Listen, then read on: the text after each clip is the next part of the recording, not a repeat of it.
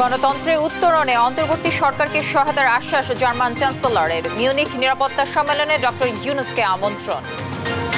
Rome থেকে ঢাকাগামী বিমানে বোমা হামলার হুমকি, নিরাপদে শাহজালাল বিমানবন্দরে অবতরণ, চলছে নিরাপত্তা বিভাগের তল্লাশি। মালয়েশিয়া যেতে না পারা কর্মীদের কারওয়ান বাজারে সড়ক অবরোধ, জানুয়ারির মধ্যে মালয়েশিয়া যাওয়ার ব্যবস্থার দাবি। আমরা কয়েকবার সাক্ষাৎ করছিলাম, কিন্তু ওরা এখনো আমাদেরকে কোনো আশ্বাস দেয় নাই। হাত জোর করে বলছি প্রধান উপদেষ্টার কাছে, তারা যেন আমাকে সাহায্য করে এবং মালয়েশিয়া যায়, এটাই দাবি। টাকা পয়সা তো আর ফেরত পাবো না। জুলাই শহীদ স্মৃতি ফাউন্ডেশনের দায়িত্ব ছাড়লেন সার্জিস আলম। ফাউন্ডেশনের গণতন্ত্রে পরিবর্তন, সব দায়িত্বে নির্বাহী কমিটি। উত্তরা পূর্ব থানার হত্যা মামলায় সাবেক মেয়র আতিকুল 3 দিনের রিমান্ডে। হাজারীবাগ থানার মামলায় গ্রেফতার সাবেক আইজিপি মামুন। রোজায় উমরা ঘিরে সক্রিয় টিকিট সিন্ডিকেট, 70,000 টাকার বিমান ভাড়া ছাড়িয়েছে 1.5 লাখ, দ্রুত ব্যবস্থা নেওয়ার আশ্বাস। এবং যুদ্ধ বিরতির মধ্যেই পশ্চিম তীরে আইডিএফ এর হামলায় 10 ফিলিস্তিনি প্রাণহানি। গাজায় ধ্বংসস্তূপ থেকে 120 মরদেহ উদ্ধার। দর্শক শুনছিলেন সংবাদ শিরোনামগুলো। সংবাদ দুপুরে আপনাদের সঙ্গে রয়েছে আমি তানজিয়া জুথি। বাংলাদেশের গণতন্ত্রে উত্তরণে প্রয়োজনীয় সহায়তার আশ্বাস দিয়েছেন জার্মান চ্যান্সেলর। সেই সঙ্গে সংস্কার কার্যক্রমে অন্তর্বর্তী সরকারকে পূর্ণ সমর্থন জানান তিনি।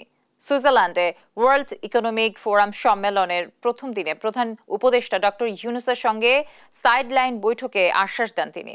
এদিন পূর্ব তিমুরের প্রেসিডেন্ট জোসে রামোস হোর্তা, থাইল্যান্ডের প্রধানমন্ত্রী ও মালয়েশিয়ার প্রধানমন্ত্রীর সঙ্গে বৈঠক করেন ডক্টর ইউনুস। এদিকে আসন্ন মিউনিখ নিরাপত্তা সম্মেলনে যোগ দিতে প্রধান উপদেষ্টাকে আমন্ত্রণ জানিয়েছেন এর চেয়ারম্যান। আরবিদ আফসারের রিপোর্টে বিস্তারিত। বিশ্ব অর্থনৈতিক ফোরামের বার্ষিক সম্মেলনে যোগ দিতে সুইজারল্যান্ডের দাভোসে গেছেন বাংলাদেশের প্রধান উপদেষ্টা ডক্টর মোহাম্মদ ইউনুস। 4 দিনের সরকারি সফরের প্রথম দিনে বিশ্বের নানান প্রান্তের নেতাদের সঙ্গে সাইডলাইন বৈঠক করেন প্রধান উপদেষ্টা। এ সময় বাংলাদেশের গণতান্ত্রিক উত্তরণ প্রক্রিয়ায় জার্মান সরকার সর্বাত্মক সহায়তা করবে বলে জানিয়েছেন জার্মান চ্যান্সেলর ওলাফ স্কোলস। সম্মেলনের ফাঁকে বাংলাদেশের অন্তর্বর্তী সরকারের সঙ্গে দ্বিপক্ষীয় বৈঠকে বসেন তিনি। বাংলাদেশের জুলাই বিপ্লবের পটভূমি, প্রতিবেশী দেশগুলোর সঙ্গে সম্পর্ক, রোহিঙ্গা সংকট ও মিয়ানমারের নিরাপত্তা পরিস্থিতি নিয়ে আলোচনা করেন তারা। এছাড়াও অন্তর্বর্তী সরকারের সংস্কার কর্মসূচি সম্পর্কে জার্মান চ্যান্সেলরকে অবহিত করেন ডক্টর ইউনুস। প্রধান উপদেষ্টাকে আশ্বাস দিয়ে অন্তর্বর্তী সরকারের সমর্থনের কথা জানান ওলাফ স্কোলস। এর পাশাপাশি দুই দেশের মধ্যে ব্যবসায়িক সম্পর্ক সম্প্রসারণের আহ্বান জানান ডক্টর ইউনুস। স্কোলসের পাশাপাশি ফিনিশ প্রেসিডেন্ট আলেকজান্ডার স্টাবের সঙ্গে সাইডলাইনে বৈঠক করেন প্রধান উপদেষ্টা। বৈঠকে যুক্তরাষ্ট্রের প্রেসিডেন্ট হিসেবে ডোনাল্ড ট্রাম্পের অভিষেক, রাশিয়া ইউক্রেন যুদ্ধ, ভূরাজনৈতিক ইস্যুতে গ্লোবাল সাউথের ক্রমবর্ধমান ভূমিকা এবং রোহিঙ্গা সংকট সহ গুরুত্বপূর্ণ বৈশ্বিক বিষয় নিয়ে আলোচনা করেন তারা। এ সময় একটি নিয়মভিত্তিক বিশ্ব গড়ে তোলার আহ্বান জানান ফিনিশ প্রেসিডেন্ট স্টাব।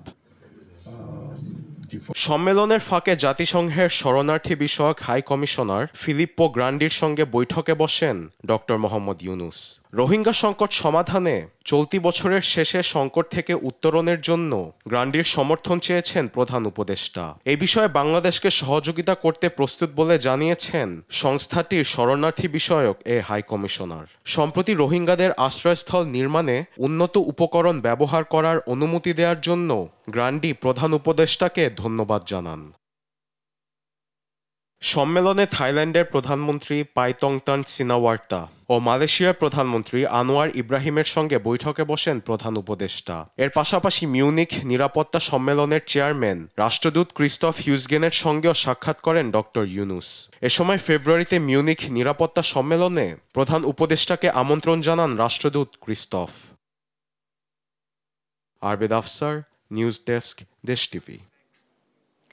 এদিকে প্রথম দক্ষিণ এশীয় দেশ হিসেবে চীনের সঙ্গে বেল্ট অ্যান্ড রোড সহযোগিতার স্মারক স্বাক্ষর করেছে বাংলাদেশ। চীনের কমিউনিস্ট পার্টির পলিট ব্যুরোর সদস্য ও পররাষ্ট্রমন্ত্রী ওয়াং ই এবং বাংলাদেশের পররাষ্ট্র উপদেষ্টা তৌহিদ হোসেন মঙ্গলবার সকালে বেইজিংয়ে দ্বিপক্ষীয় বৈঠক করেন। চীন বাংলাদেশের সঙ্গে ঐতিহ্যগত মৈত্রীর ভিত্তিতে কৌশলগত যোগাযোগ জোরদার, বাস্তব ভিত্তিক সহযোগিতা সম্প্রসারণ এবং অংশীদারিত্বের সম্পর্ককে এগিয়ে নিতে ইচ্ছুক। পররাষ্ট্র উপদেষ্টা জানান, বাংলাদেশ চীনের প্রেসিডেন্ট শি জিনপিং উত্থাপিত 3টি বিশ্ব উদ্যোগে গুরুত্বারোপ করে এবং বেইজিংয়ের সঙ্গে আন্তর্জাতিক ও আঞ্চলিক বিষয়ে সমন্বয় জোরদার করতেও ইচ্ছুক। My first bilateral visit to China is a demonstration of the importance we attach to our relationship with China and our sincere willingness to take this relation to a newer height.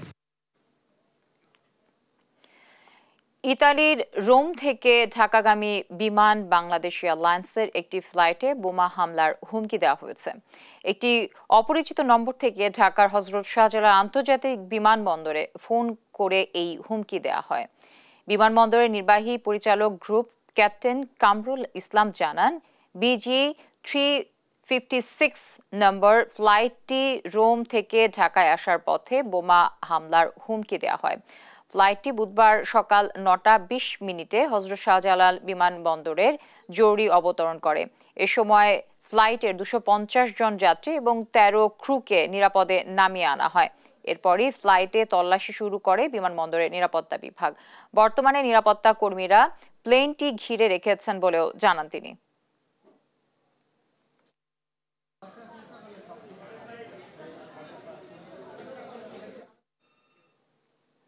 রাজধানী কারওয়ান বাজারে সড়ক অবরোধ করে বিক্ষোভ করেছে Malaysia যেতে না পারা কর্মীরা। বুধবার সকালে কারওয়ান বাজার সার্ক ফোয়ারার সামনের সড়ক অবরোধ করে অবস্থান নেন তারা। গেল বছর 31 মে কলিং ভিসায় মালয়েশিয়া যেতে না পারা 18,000 কর্মীদের মহাসমাবেশ ও অবস্থান কর্মসূচি শীর্ষক ব্যানারে সকাল থেকেই সড়কের ওপর অবস্থান নেয় কর্মীরা। আন্দোলনের নেতৃত্ব দেয়া মাইনুদ্দিন বাবু বলেন, জানুয়ারির মধ্যেই তাদের মালয়েশিয়া যাওয়ার ব্যবস্থা করতে হবে। এ সময় বিষয়টি নিয়ে প্রধান উপদেষ্টা ডক্টর মোহাম্মদ ইউনূসের সঙ্গে সাক্ষাতের দাবিও জানান তারা।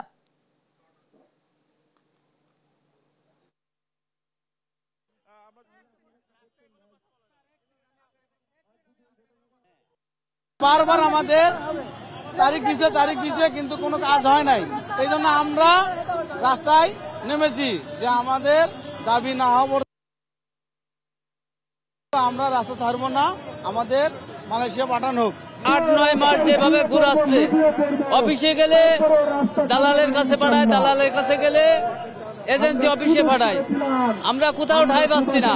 তাই আমাদের দাবি সরকারের কাছে আমাদের একটা সুস্থ ফয়সালা দিয়ে দিক। আমরা এখানে দাঁড়াচ্ছি মালয়েশিয়া যাওয়ার জন্য। মালয়েশিয়া আমাদের যাওয়া হয় নাই। আমরা এই মালয়েশিয়ার টাকা পয়সা জমি জমা বেচে আত্মীয় স্বজনের তিনি টাকা পয়সা নিয়ে কিস্তি নিয়ে টাকাগুলো জমা দিয়েছি। এখানে আশেপাশে অনেক ক্লিনিক আছে, অনেক মেডিকেল আছে, অনেক রোগীরা যাতায়াত করার বিঘ্ন হচ্ছে। তো সেই ক্ষেত্রে আমরা তাদের অনুরোধ করেছি যেন তারা তাদের প্রোগ্রামটি শর্ট করে এবং তাদের যথাযথ কর্তৃপক্ষের কাছে যেন তারা যায় তাদের দাবি আদায়ের জন্য। জুলাই শহীদ স্মৃতি ফাউন্ডেশনের দায়িত্ব ছাড়ার ঘোষণা দিলেন সার্জিস আলম। বুধবার সকাল 10টা 34 মিনিটে নিজের ভেরিফাইড ফেসবুক পোস্টে এই তথ্য জানান। সার্জিস আলম জানান, জুলাই শহীদ স্মৃতি ফাউন্ডেশনের সাধারণ সম্পাদকের দায়িত্বে তিনি নেই। এই ফাউন্ডেশনের গতি ত্বরান্বিত করতে ফাউন্ডেশনের গঠনতন্ত্র, কাঠামো ও কাজের প্রক্রিয়াতে পরিবর্তন আনা হয়েছে। এখন থেকে এক্সিকিউটিভ কমিটি অফিসের সার্বিক বিষয় পরিচালনার দায়িত্ব পালন করবে। চিফ এক্সিকিউটিভ অফিসার অফিসের প্রধান হিসেবে দায়িত্বে থাকবেন। মীর মাহবুবুর রহমান স্নিগ্ধ বর্তমানে সিইও হিসেবে দায়িত্ব পালন করছে। সেই সঙ্গে গভর্নিং বডি ফাউন্ডেশনের পলিসি মেকিং এ কাজ করবে, যেখানে প্রধান উপদেষ্টা সহ 4 জন উপদেষ্টা রয়েছেন।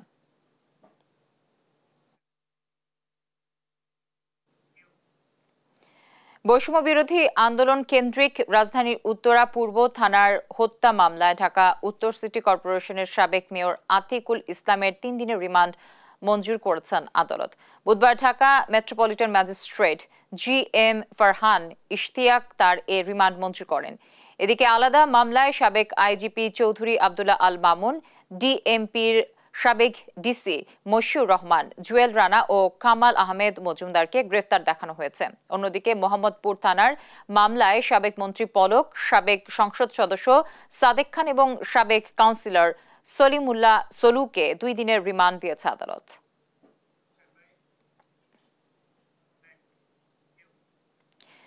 মৃদু শৈত্যপ্রবাহ আর কনকনে ঠান্ডায় বিপর্যস্ত বিভিন্ন জেলার জনজীবন। পঞ্চগড়ে সকাল 6টায় সর্বনিম্ন তাপমাত্রা রেকর্ড করা হয় 11.5 ডিগ্রি সেলসিয়াস। এদিকে ঘন কুয়াশায় 6 ঘন্টা বন্ধ থাকা আরিচা, কাজিরহাট ও পাটুরিয়া দৌলদিয়া নৌপথে ফেরি চলাচল। সহকর্মীদের পাঠানো তথ্য ও ছবিতে বিস্তারিত নুসরাত শোভার রিপোর্টে থাকছে। উত্তরের জেলা পঞ্চগড়ে শীতের প্রকোপ বরাবরই বেশি। বুধবার সকাল 6টায় তেঁতুলিয়ায় সর্বনিম্ন তাপমাত্রা রেকর্ড করা হয় 11.5 ডিগ্রি সেলসিয়াস। রাস্তার পাশে খড়কুটো জ্বালিয়ে শীত নিবারণের চেষ্টা করতে দেখা গেছে অনেককে। তীব্র শীতের সাথে পাল্লা দিয়ে বাড়ছে শীতজনিত রোগে আক্রান্ত রোগীর সংখ্যা, বেশিরভাগই শিশু ও বয়স্ক। ঘন কুয়াশার চাদরে ঢাকা পড়েছে জয়পুরহাট। কিছুটা উষ্ণতার খোঁজে গরম গরম ভাপা পিঠা আর চায়ের দোকানে ভিড় জমাতে দেখা গেছে অনেককে। শীতের কারণে আমাদের গাড়ি চলা খুব কষ্ট হচ্ছে। শীতের কারণে এখন গরিব মানুষ আমাদের তো গাড়ি চলে খাতে হবে। গত সন্ধ্যায়ও প্রচন্ড শীত ছিল, আজকেও প্রচন্ড শীত।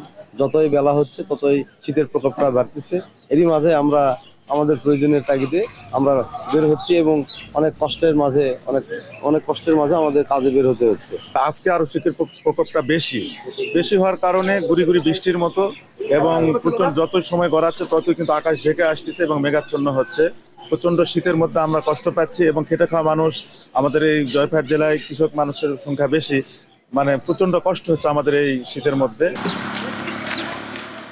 দৃশ্যটি নওগাঁর। সকাল থেকেই জেলায় বইছে মৃদু শৈত্যপ্রবাহ। কনকনে ঠান্ডায় বিপর্যস্ত জেলার জনজীবন।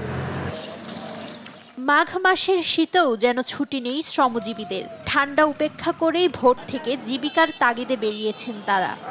শীতের কারণে কোনো গাড়ি ভাড়া দিতে হচ্ছে না, আমাদের গাড়ি ঋণগ্রস্ত করে গাড়ি উঠানো, সে কিস্তিতে গাড়ি কিস্তি দিতে পারতেছি না। এখন তো এখানে প্রচণ্ড শীত, এখন গাড়ি ঘোড়া চালাইতে গেলে খুব কষ্ট হয়। রাতের বেলা যাত্রী পাওয়া যায় না, দিনে সকালে যাত্রী পাওয়া যায় না, ঠান্ডার কারণে প্রচণ্ড শীত। সাতক্ষীরায় কুয়াশা কম থাকলেও অব্যাহত আছে শীতের দাপট। খুব প্রয়োজন ছাড়া ঘর থেকে বের হচ্ছেন না কেউ। এদিকে কুয়াশার ঘনত্বের কারণে আরিচা, কাজিরহাট ও পাটুরিয়া দৌলতদিয়া নৌপথে 6 ঘন্টা বন্ধ থাকে ফেরি চলাচল। নুসরাত শোভা, নিউজ ডেস্ক, দেশ টিভি। মাঠের রাজনীতিতে এখন ফুরফুরে মেজাজে বিএনপি ও জামায়াত। ইতোমধ্যে নানা কর্মসূচি পালনের মাধ্যমে নিজেদের শক্তিমত্তার জানান দিচ্ছে দল দুটি। প্রায় 10 বছর পর মাঠের রাজনীতিতে খোলামেলা কর্মসূচি পালনের সুযোগ পেয়ে দল দুটি প্রতিদিনই রাখছে নানা কর্মসূচি। এর মাধ্যমে আগামী সংসদ নির্বাচনকে ঘিরে নিজেদের গুছিয়ে নেয়ার কাজটিও করছে। কাজী শাহেদের প্রতিবেদন। জাতীয় নির্বাচনকে সামনে রেখে সরগরম হয়ে উঠছে রাজনীতির মাঠ। 2018 সালের নির্বাচনে অংশ নিলেও 2024 সালের নির্বাচন বর্জন করে বিএনপি। ভোটের বাইরে ছিল জামাত ইসলামীও। 5 আগস্ট অভ্যুত্থানে আওয়ামী লীগ ক্ষমতাচ্যুত হওয়ার পর রাজনীতির মাঠে সরব দুই দলই। অন্তর্বর্তী সরকারের কাছে দ্রুত সময়ের মধ্যে নির্বাচনের দাবি করছেন বিএনপি নেতারা। কেন্দ্র থেকে তৃণমূল সবখানে একই দাবি, কিন্তু নির্বাচনের জন্য কতটা প্রস্তুত বিএনপি? আমরা বিশ্বাস করি দেশে একটি গণতান্ত্রিক একটা মহান সংসদ দেশ পরিচালনা করুক, হিসেবে বিএনপির ব্যাপক প্রস্তুতি সবসময় ছিল। যে কোনো সময় নির্বাচন করার মতো বিএনপি তার সাংগঠনিক শক্তি তারা ব্যবহার করে ইনশাল্লাহ অতীতের মতো নিরঙ্কুশ বিজয় সুনিশ্চিত করবে। বিএনপির হাজার হাজার নেতাকর্মী আছে নির্বাচন করার মতো যোগ্যতা সম্পন্ন, কারণ বিএনপি একটা বৃহৎ দল, বৃহত্তম দল। সেক্ষেত্রে বিএনপির প্রতিটা সিটেই একাধিক নেতাকর্মী আছে যারা আগামী নির্বাচনে যখন যে মুহূর্তে নির্বাচন হবে সেই মুহূর্তের জন্য তারা প্রস্তুত আছে। জামাত দ্রুত নির্বাচনের দাবি না জানালেও ভেতরে ভেতরে তারাও প্রস্তুতি নিচ্ছে। দলটির কেন্দ্র থেকে অনেকে সবুজ সংকেত পেয়ে সরব হয়েছেন মাঠে। রাজশাহীতেও তার ব্যতিক্রম নয়। আমাদের সংগঠনটাকে গুছাইতে পারলে আমরা নির্বাচনী এটাই আমাদের একটা বড় নির্বাচনী কাজ। আমাদের প্রায় 150 আসনে প্রার্থী সিলেক্টেড। আমরা এখনো পর্যন্ত সেগুলো কেন্দ্রীয় সংগঠন ওইভাবে প্রচার করেনি, কাজ চলছে। গণসম্পৃক্ততা বাড়ানোর জন্য বলতেছি, পাশাপাশি আমাদের সংগঠনটাকে আরও ডেভেলপ করার জন্য যে দাওয়াতি কাজ আছে সেই দাওয়াতি কাজ নিয়েও তাদের কাছে আমরা যাওয়ার চেষ্টা করছি। বিএনপি জামাতের মধ্যে চলছে সম্পর্কের টানাপোড়েন। দুই দলের শীর্ষ নেতাদের বক্তব্য উত্তেজনা ছড়িয়েছে রাজনীতির মাঠে। জামাত নেতারা বলছেন তাদের বক্তব্য সবার জন্য, আর বিএনপি নেতারা বলছেন জবাব না দিলে মানুষ ভুল বুঝবে। মানুষের এই চিন্তা, মানুষের মনের এই চাওয়া আকাঙ্ক্ষার কথাগুলোই মানুষের সামনে আমাদের হয়তো বিভিন্ন জায়গায় বলছেন। এই কারণে ওনারা মনে করছেন আমরা কথাগুলো ওনাদেরকে বলছি, আসলে ওনাদের উদ্দেশ্যে কথাগুলো নয়। এখনও আমরা আমাদের মধ্যে খুব বেশি ভিন্নতা তৈরি হয়নি। হয়তো কিছু কিছু বিষয়, যে বিষয়গুলো প্রশ্ন দেওয়া উচিত, কোনো দল যদি কোনো বিষয়ে বিতর্ক তোলে বা কেউ যদি তার সেই দলের পক্ষে বিতর্ক তোলে তাহলে তার জবাব দেওয়া উচিত। আগামী নির্বাচনে বিএনপি জামাত জোট হচ্ছে না এমন ইঙ্গিত দিয়েছেন নেতারা। এককভাবে ভোটে যেতে চলছে প্রস্তুতি। কাজী শাহেদ, দেশ টিভি, রাজশাহী। গুলশানে বিএনপি চেয়ারপারসনের রাজনৈতিক কার্যালয়ে চলছে বিএনপির লিয়াজো কমিটির মতবিনিময় সভা।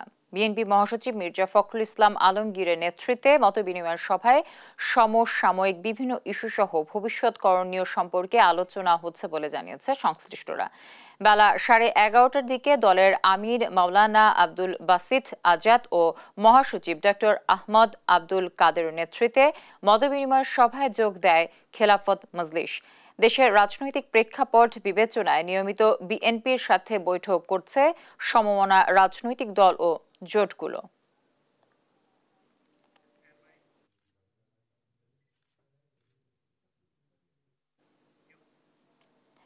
রোজায় ওমরা হজ ঘিরে সক্রিয় টিকিট সিন্ডিকেট। 70 থেকে 80 হাজার টাকার টিকিট ইতিমধ্যে ছাড়িয়েছে 1.5 লাখে। এ যেন পকেট কাটার মহোৎসব। এজেন্সিগুলো বলছে যে রমজান সামনে রেখে তৈরি করা হয়েছে টিকিটের কৃত্রিম সংকট। আর সিভিল এভিয়েশন বলছে যে অতিরিক্ত চাহিদা ও পর্যাপ্ত ফ্লাইট না থাকায় সুযোগ নিচ্ছে একটি চক্র। তবে দ্রুতই ব্যবস্থা নেয়ার কথা জানায় সংস্থাটি। বাকিটা জানাচ্ছেন আমাদের সহকর্মী আলিমুজ্জামান সাফওয়ান। আগামী মার্চে পবিত্র রমজান মাস। এ উপলক্ষে বিশ্বের মুসলিমরা পরিকল্পনা করেন ওমরা হজ পালনের। এর ব্যতিক্রম নয় বাংলাদেশেও। তবে এবার ওমরা পালনে বাদ সেধেছে বিমান টিকিটের উচ্চ মূল্য। অনলাইনে হঠাৎ দ্বিগুণ হয়েছে টিকিটের মূল্য। 70,000 টাকার টিকিট কিনতে এখন গুনতে হচ্ছে 1 থেকে 1.5 লক্ষ টাকা। ধর্মপ্রাণ মানুষের পকেট কাটায় মেতেছে একটি চক্র। সৌদি এয়ারলাইন্স, বিমান, কুয়েত, কাতার, এমিরাত যারা ক্যাফিন নিয়ে থাকে, ধরেন তারা বহু টাকা দিয়ে এই ক্যাবিনগুলো কিনে রাখে। হাজিদেরকে এটা বোঝানো যাচ্ছে না যে টিকিটের এত অত্যাধিক দাম। এখন তার চেয়ে 20-25 হাজার টাকা খরচ বেশি শুধু টিকিটের দামটাই। মূল্যস্ফীতির বাজারে ধর্ম পালনেও হিমশিম খাচ্ছে মানুষ। অনেকে নিয়ত করেও যেতে পারছেন না হজে। রমজানে ওমরা করতে গেলে আমরা যেহেতু হাদিসে পাই যে রাসূলের সাথে হজ করার মতো সব, এজন্য আমরা যেতে চাই। এখন যদি টিকিটের দাম বেড়ে যায় তাহলে আমি কিভাবে ওমরা করতে যাব? অনেকদিন যাবত আস্তে আস্তে টাকা জমায় মোটামুটি একটা 1 লাখ বা 1,10,000 টাকা জমাইলো, কিন্তু এখন দেখা গেলো যে দাম বেড়ে যাওয়াতে তাদের যাওয়াটা হয়তো সম্ভব হচ্ছে না আর কি। যে টাকা মানে উমরা ইয়ার জন্য ফ্লাইট বাবদ যে টাকা নিয়েছে এখন না আরো 20-25 হাজার টাকা বেশি যাচ্ছে। টিকিটের হঠাৎ দাম বৃদ্ধিতে গ্রুপ টিকিটিং ও কৃত্রিম সংকটকে দায়ী করেছেন এটাপ সভাপতি। বলছেন ট্রাভেল এজেন্সি চাইলেই টিকিটের মূল্য বাড়াতে পারে না। এই গ্রুপ টিকিটের নামে এয়ারলাইন্স কিন্তু ফ্লাইটগুলোকে ব্লক করে ফেলে। ট্রাভেল এজেন্সি কিন্তু গ্রুপ বুকিং করতে পারে না। তো এয়ারলাইন্স মার্চ মাসের টিকিট কিন্তু এখন আপনি কম্পিউটার সিস্টেমে গেলে দেখবেন যে সিট খালি নাই, যেগুলো খালি আছে সেগুলোর দাম 1,20,30 হাজার টাকা ওমরার ক্ষেত্রে।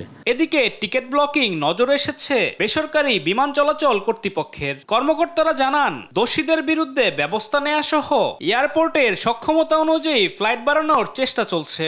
যখন আপনার ডিমান্ড বাড়বে তখন আপনার আলটিমেটলি আপনার প্রাইস যেহেতু লিমিটেড, সিট যেহেতু লিমিটেড, আপনার প্রাইসের দাম বাড়বে, বাট এটা উচ্চ মূল্যের উপরে কখনোই যাওয়ার কথা না। অনেকে হয়তোবা তাদের ফুল ফ্রিকোয়েন্সি ইউজ করছেন। আপনি যেটা বললেন যে অনেকের ফুল ফ্রিকোয়েন্সি চেয়ে পাচ্ছেন, আবার অনেকে ফুল ফ্রিকোয়েন্সি ইউজ করছেন, সেটাও কিন্তু সত্য এবং এটা তাদের পুরোপুরি ব্যবসায়িক ব্যাপার। জুলাই অভ্যুত্থানে অর্জিত নতুন বাংলাদেশে সিন্ডিকেটের বিরুদ্ধে ব্যবস্থা নেওয়ার আহ্বান ধর্মপ্রাণ মানুষের। আলিমুজ্জামান সাফওয়ান, দেশ টিভি, ঢাকা। বিভিন্ন দাবিতে শাহবাগ মোড়ে অবস্থান নিয়েছেন মেডিকেল টেকনোলজিস্টের শিক্ষার্থীরা। এ বিষয়ে আরো জানাতে এই মুহূর্তে সেখান থেকে যুক্ত হচ্ছেন সহকর্মী হাসান মাহমুদ। হাসান, সড়ক অবরোধকারীরা কি বলছেন?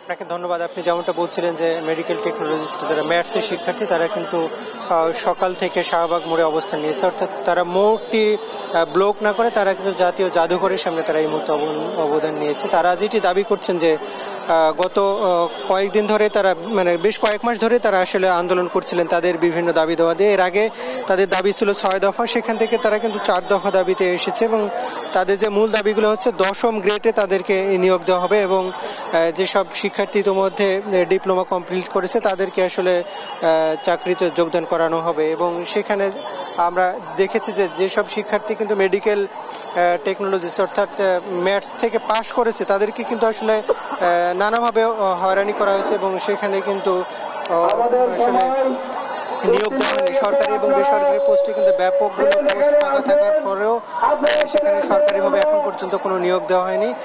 এর পাশাপাশি তারা যেটা দাবি করছে স্বতন্ত্র একটি বোর্ডের মাধ্যমে তাদেরকে একটি শিক্ষা কারিকুলাম তৈরি করতে হবে, সেটি কিন্তু দাবি করছে।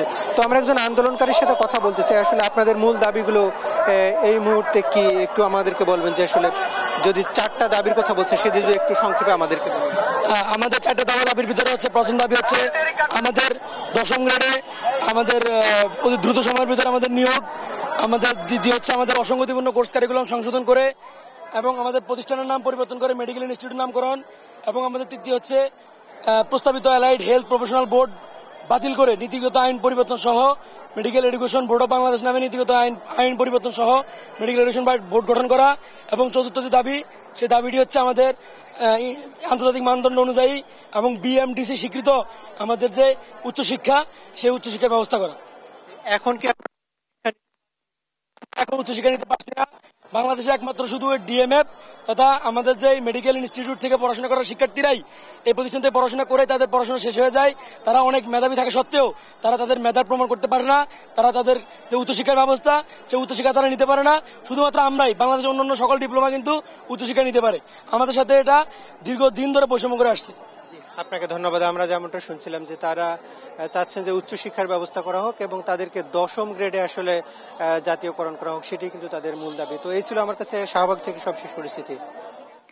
শাহবাগ মোড় থেকে যুক্ত ছিলেন আমাদের সহকর্মী হাসান মাহমুদ। চট্টগ্রাম মেডিকেল কলেজ হাসপাতালে দালালের দৌরাত্ম্য কমাতে বিভিন্ন পদক্ষেপ নিচ্ছে আইনশৃঙ্খলা বাহিনীর সদস্য ও কর্তৃপক্ষ। দর্শক, এ নিয়ে বিস্তারিত জানাতে সরাসরি যুক্ত হচ্ছেন সহকর্মী AKM নাজিম। নাজিম, অভিযানে কতটা নির্মূল হয়েছে দালালের দৌরাত্ম্য? অভিযান চালালেও চট্টগ্রাম মেডিকেল কলেজ হাসপাতাল থেকে দালালদের যে নির্মূল করা যায় সেটি বলা যায় না, কারণ আমরা গত 2 দিন আগে যে অভিযান পরিচালনা করা হয়েছিল তারপরে আমরা আবারও হাসপাতালে যেসব বিভিন্ন ওয়ার্ড রয়েছে সবগুলো ওয়ার্ডে কিন্তু আমরা পরিবেশন করেছি এবং যারা সাধারণ রোগীরা আছেন তাদের সাথে আমরা কথা বলে যেটি জানতে পারছি যে এখনো হাসপাতালের বিভিন্ন ওয়ার্ডে কিন্তু দালালদের যে উৎপাত সেটি কিন্তু এখনো রয়ে গেছে। বিশেষ করে জরুরি বিভাগ, 16 নম্বর ওয়ার্ড, 14 নম্বর ওয়ার্ড এবং শিশু ওয়ার্ড, এসব এলাকায় কিন্তু সাধারণ যারা রোগী আছেন তাদেরকে বিভিন্ন ভাগে ভাগিয়ে নেওয়ার চেষ্টা করছেন দালাল এবং প্রতারক চক্রের লোকজন। কিন্তু সাধারণ যারা রোগীরা রয়েছেন তাদের সাথে আমরা কথা বলে যেটি জানতে পেরেছি, এই দালালদের সাথে কিন্তু হাসপাতালের ওয়ার্ড বয় এবং বিভিন্ন স্তরের কর্মচারীরা কিন্তু বিভিন্নভাবে জড়িত রয়েছেন, কারণ তারা কমিশন পেয়ে থাকেন। সেই জন্যই কিন্তু হাসপাতাল থেকে যারা গরিব রোগীরা আসেন তাদেরকে বিভিন্ন মাধ্যমে হাসপাতালের আশেপাশে যেসব প্রাইভেট ব্যক্তি মালিকানাধীন হাসপাতাল রয়েছে সেসব হাসপাতালে কিন্তু নিয়ে যাওয়া হচ্ছে। কিন্তু যে অভিযান চালিয়েছে সেই অভিযানে কিন্তু একদিন দালালদের তৎপরতা কিছুটা কম ছিল, কিন্তু কম থাকলেও অভিযানের শেষ হওয়ার পর 2 দিন পরে কিন্তু হাসপাতাল এলাকাগুলোতে আবারও দালাল এবং যারা প্রতারক চক্র রয়েছেন তারা কিন্তু বিভিন্ন ছদ্মবেশে কিন্তু প্রবেশ করছেন। অধিকাংশ কিন্তু যারা দালাল চক্র রয়েছেন তারা কিন্তু বয়সের তরুণ এবং আসলে বৃদ্ধ মহিলা, এদেরকে কোনোভাবেই চেনারও উপায় নেই যে তারা দালাল এবং প্রতারক চক্রের সদস্য। তাই তারা যারা জেলার বিভিন্ন উপজেলা থেকে যেসব রোগীরা আসেন তাদেরকে বিভিন্নভাবে প্রলোভন দেখিয়ে কিন্তু হাসপাতাল থেকে নিয়ে যায়। সবচাইতে বেশি কিন্তু মেডিসিন ওয়ার্ড এবং গাইনি ওয়ার্ডে, কিন্তু এসব ওয়ার্ডে নগরের পাশাপাশি জেলার বিভিন্ন জায়গা থেকে, এমনকি আমরা যেটি দেখেছি কক্সবাজার, রাঙ্গামাটি, বান্দরবান, খাগড়াছড়ি এবং কুমিল্লা থেকেও কিন্তু এই হাসপাতালে বিভিন্ন রোগীরা কিন্তু আসেন। তাদের যে দুর্বলতার সুযোগ বা তারা না জানার কারণে কিন্তু এখানে দালালদের খপ্পরে পড়ে তারা। এবং হাসপাতালের যিনি পরিচালক রয়েছেন ব্রিগেডিয়ার জেনারেল তসলিম উদ্দিন, তিনি আমাদেরকে যেমনটি বলেছেন, তারা যে নিয়মিত অভিযানের পাশাপাশি যদি দালাল চক্র এবং প্রতারকের সাথে যদি হাসপাতালের কোনো কর্মকর্তা কর্মচারী জড়িত থাকেন তাদের বিরুদ্ধে তারা ব্যবস্থা নিবেন। ইতিমধ্যে বেশ কয়েকজনের বিরুদ্ধে কিন্তু হাসপাতাল কর্তৃপক্ষ ব্যবস্থা নিয়েছেন। দালাল চক্র নিয়ে চমেক হাসপাতাল থেকে এই ছিল আমার কাছে সর্বশেষ। আমাদের সহকর্মী AKM নাজিম যুক্ত ছিলেন চট্টগ্রাম থেকে।